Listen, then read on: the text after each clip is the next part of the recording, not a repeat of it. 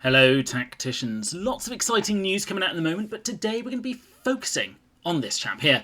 But first of all, my thank yous, and today they go to the Overmind, Hobby Strategy, The Tired Lich, Gunshow and Spacebird.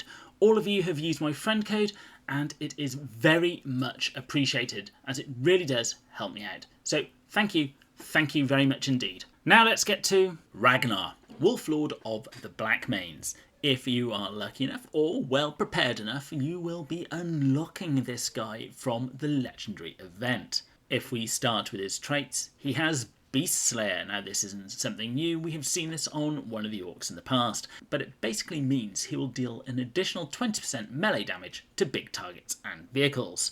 And he has an additional 10% chance to block 20% of its maximum health as damage. So basically, this guy may be of some use in the guild boss raids too. Secondly, he has Final Vengeance, so when he loses its last health, he'll make a normal attack before he finally dies. Unless, of course, he is overkilled.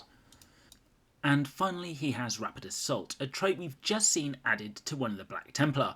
This means the unit has +1 movement until it makes a melee attack, and its first melee attack each battle does an additional 25% damage. So this guy is really going to be running across the board and wanting to hit something quickly, and thankfully his movement of 3 or 4 before he actually does hit something is quite impressive. We've seen that particular movement on Jane Czar has always proved useful. His health and armour shown here are slightly inflated for what they will actually be in the tournament arena, but we will see those values slightly later on in the video. But looking at them, I think he's going to be in a very good position to withstand a little bit of damage in the tournament arena.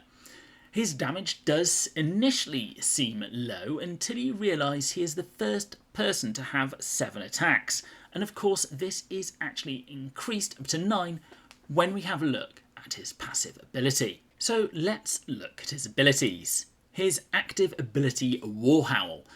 You use this ability only when Ragnar has not moved. Then, until the end of this turn, Ragnar and all friendly characters that don't have a ranged attack gain Unstoppable. So this means they'll be able to run through ice and fire and barbed wire. They then also gain an additional 32% crit chance and deal an additional 29% damage, up to a maximum of 347 damage.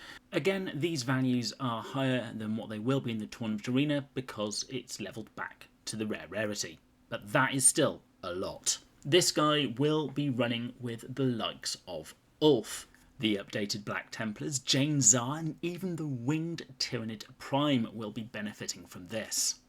His passive ability, Saga of the Warrior Born, means if Ragnar has come into contact with his melee target this turn, he deals an additional 2 hits.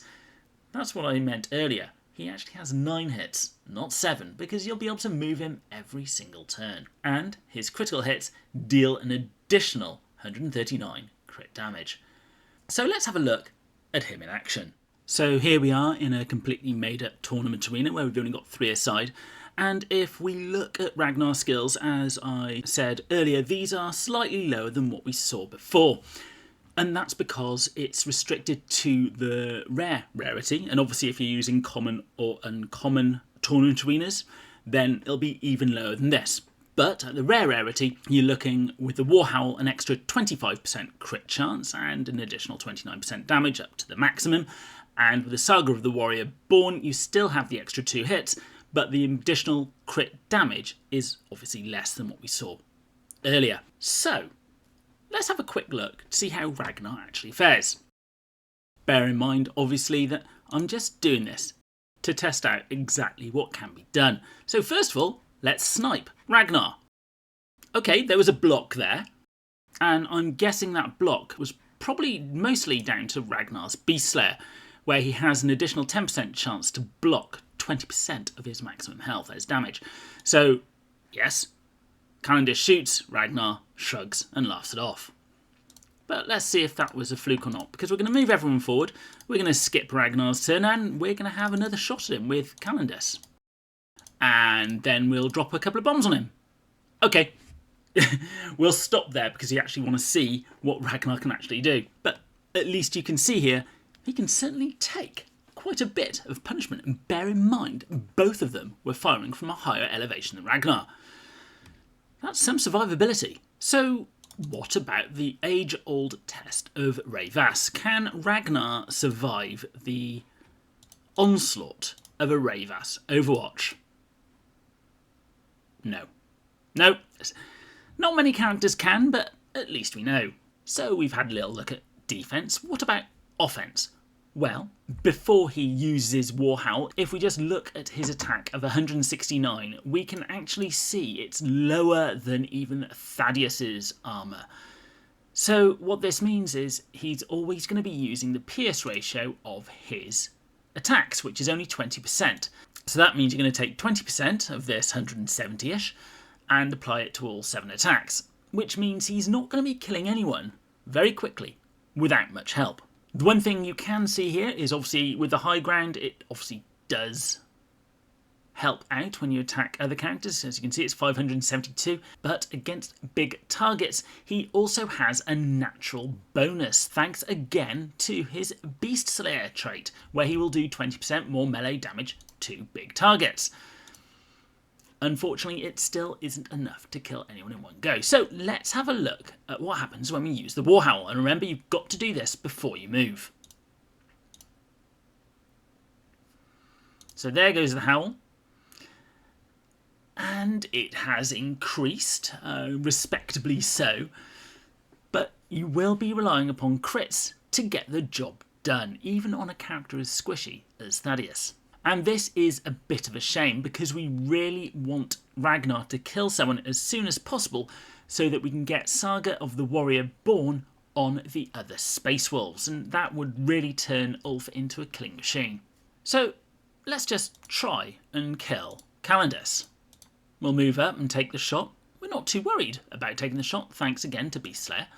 And we're not going to take the high ground with our Thaddeus, and we're going to drop a bomb on Calendus, which is fine, he lived, just.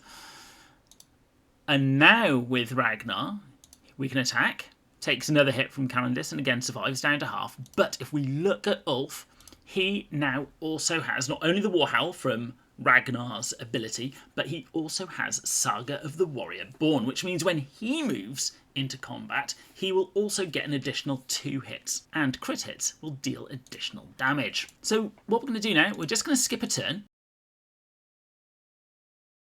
And yes, you can see that this is still there, so we're not going to worry about this. But what if Ragnar dies after Ulf gets the ability?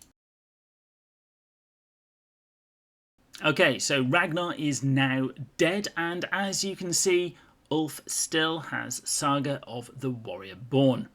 And this is great. It does mean that even if we lose Ragnar, that buff would still have been put onto other Space Wolves, and that is something we will need to remember. This Saga of the Warrior Born only goes onto other Space Wolves, not other characters who haven't got a ranged attack. The Warhowl will affect the Tyranids and all the other characters like Jane Zar, but the Saga is only on your Space Wolves. So there you have him, Ragnar Blackmane, a very tanky melee unit who is going to require a bit of help to kill his first opponent. But if he does, then your other Space Wolves are going to be powered up indeed. I would love for this character to be the next thing in the tournament arenas, and he will be good there. However, I think his ideal use is going to be in the guild raids. Those 7 or 9 attacks, if you move, are going to be absolutely wonderful to be using against the guild bosses with Eldrian, or indeed any other buffer such as Marnius Calgar. Overall, a fantastic unit, and hopefully one that I will unlock in the near future. If you like these videos, please consider using my friend code, or if you or your guild are looking for a new home, please reach out to any of the guilds shown here.